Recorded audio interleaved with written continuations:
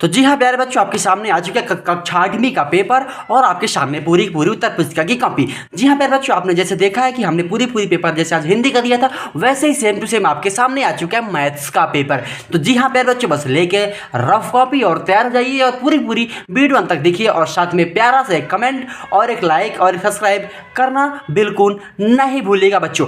अब आपके सामने कुछ कॉपियाँ इस तरह मिली होंगी जैसे कि आपको पता है, ठीक है। ये कॉपियाँ मिलने के पश्चात आपको ये पेपर भी मिला होगा, ठीक है।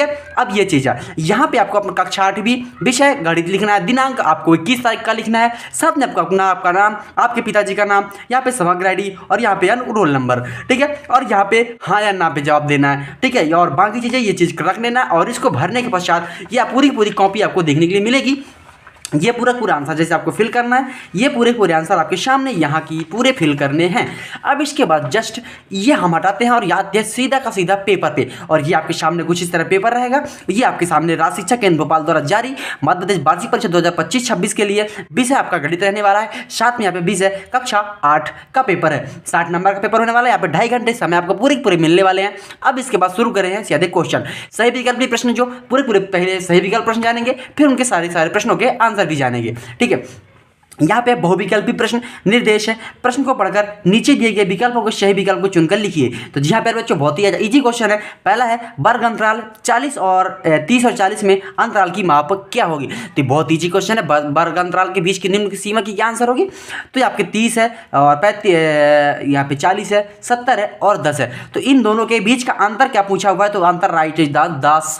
इन दोनों यहाँ पे आपको 30 में से ये 40 में से आपको जब 30 माइनस करोगे तो आपका आंसर क्या आएगा, 10 आएगा। तो इसका आंसर क्या होगा, 10 हो जाएगा। अब फिर चलते हैं बच्चों नेक्स्ट क्वेश्चन पे। यहाँ पे आता है प्रश्न नंबर 2। यहाँ पे समीकरण x + 5 = 9 कब x का मान क्या होगा। बहुत इजी क्वेश्चन है।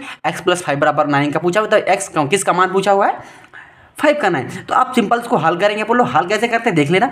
यहाँ पे x + 5 = 9 लिखा हुआ है बच्चों। अब इसको जस्ट हल करोगे आप, तो ये जो x है ना, इस 5 को उधर ले जाओगे, तो यहाँ पे आपको आएगा x बराबर, ये 5 है, उठ के पीछे जाएगा पक्षांतर में, तो ये 9 - 5 बराबर आ जाएगा। अब x बराबर क्या आ जाएगा, तो 9 में 5 गए 4, तो इज द राइट आंसर 4। तो इसका आंसर बच्चों होगा आप में से 4 इज द करेक्ट आंसर, ठीक है। अब चलते हैं प्रश्न नंबर 3। प्रश्न नंबर 3 क्या कहता है यहाँ पे, 29-16 का वर्गमूल क्या है। मतलब बहुत ही सिंपल है, 29-16 का वर्गमूल पूछा हुआ है। तो ये तो आपसे बन जाना चाहिए कि किसका, यहाँ पे जैसे 54 का गुणा 54 से करेंगे तो क्या आएगा, 29-16 इज राइट आंसर फर्स्ट। फिर चलते हैं नेक्स्ट क्वेश्चन। प्रश्न नंबर 4 क्या कहता है, चतुर्भुज के चारों अंतःकोणों की माप का योगफल क्या होगा।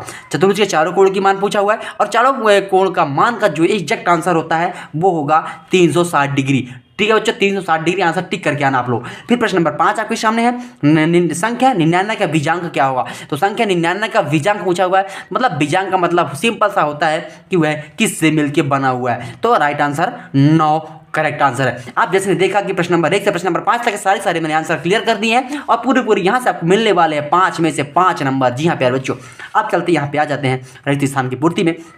यहाँ पे 6 से 10 तक की पूरी प्रश्नों की आंसर जानकारी देखेंगे अपन।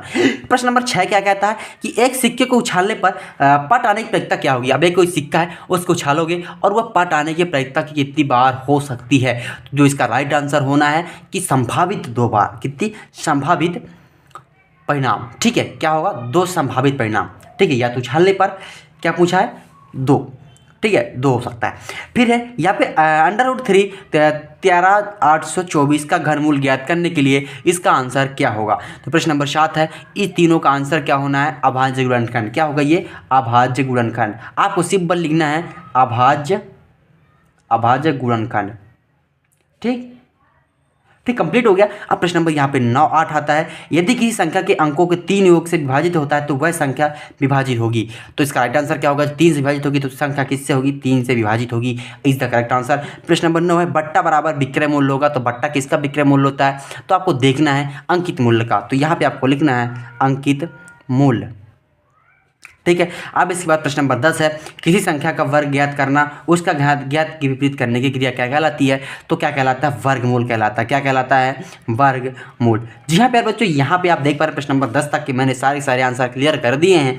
अब आते हैं सीधा प्रश्न नंबर 17 के। यहाँ पे प्रश्न नंबर 11 से लेकर 16 तक के सारे एक वाक्य उत्तर वाले आंसर और बहुत ईजी क्वेश्चन ही होते हैं, आपको भी पता है और मुझे भी पता है। ठीक है, तो इन प्रश्नों को हल करना है। 2m बराबर 4n बराबर 8 है, तो m का मान क्या होगा? तो सिंपल आपको इसको हल करने का तरीका बता देता हूँ। मैं यहाँ पे हल करके दिखा देता हूँ कि क्या लिखा है। 2m माइनस 4n बराबर 8। ठीक है, अब यहाँ पे जब m का मान निकालना है तो आपको m को बाहर ले जाना पड़ेगा। ठीक है, तो क्या करेंगे आप लोग, यहाँ से यहाँ पे देखो 4, ठीक है, अपन 2 है ना, तो अपन इसको काटेंगे यहाँ से, और यहाँ से इसको काटने के पश्चात यहाँ पे 4n है बराबर ये 2m को उस साइड ले जाएंगे, तो यहाँ पे 8, ठीक है, 8 बचेगा, और 8 तो वही यहाँ पे 2 आ जाएगा इसको काटने से, तो आपका ये जाएगा 4m।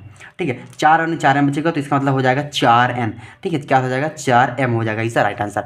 फिर नेक्स्ट क्वेश्चन है, भुजाओं की संख्या वाले एक समबाहुज की बाहुकोण कोण का माप ज्ञात कीजिए। तो इसका बहुत ईजी क्वेश्चन है, प्रश्न नंबर 12 है, और इसके प्रश्न नंबर 12 का आंसर क्या होने वाला है वो आपको बता देते हैं। तो इसका राइट आंसर क्या होगा? 40 डिग्री। क्या होगा? 40 डिग्री होगी। फिर प्रश्न नंबर 13 है, एक चतुर्भुज की 5 सेंटीमीटर भुजा वाले वर्ग का परिमाप क्या होता है? तो इसको बता देते हैं कि वर्ग का परिमाप पूछा हुआ, तो ये चतुर्भुज है तो उसका सेंटीमीटर 20 सेंटीमीटर होगा। ठीक है, 20 सेंटीमीटर कंप्लीट आंसर। यहाँ पे सारे आंसर क्लियर कर दिया। आप चलते हैं यहाँ पे प्यारे बच्चों प्रश्न नंबर 14, और प्रश्न नंबर 14 का आंसर आपके सामने 2 परिमेय संख्या 1/2 1/4 के बीच में एक परिमेय संख्या ज्ञात कीजिए। तो इसका राइट आंसर क्या है? तो इसका आंसर औसत विधि के माध्यम से निकालेंगे। ठीक है, अब इसको देख लेते हैं हल करने कैसे आपको हल करना है। तो इसको आपको स्वयं हल करना है। ठीक है, इस दोनों के बीच का आपको स्वयं हल करना है। ये बहुत ईजी क्वेश्चन है, आपसे बन जाना चाहिए। आप प्रश्न नंबर 15 पे आएंगे, और प्रश्न नंबर 15 का पूछा है समबाहु कोण संलग्नता 1.55 है, तो समबाहु भुजाएं क्या होगी? ठीक है, तो इसको आप एक बाह्य कोण और अंतःकोण का मान ज्ञात करेंगे और उसका उपयोग करके लिख लेंगे। अब यहाँ पे प्रश्न नंबर हाँ, इसके कितना हो जाएंगे समबाहु भुज का? तो 12 भुजा हो जाएंगे। किसका? 12 भुजा। अब प्रश्न नंबर 16 आता है, घातांक का नियम पूरा करना है। तो घातांक का नियम है, और इस दोनों सब का हल करने के बाद आपका इसका राइट आंसर 29 आएगा, और इसको आप देख लीजिएगा।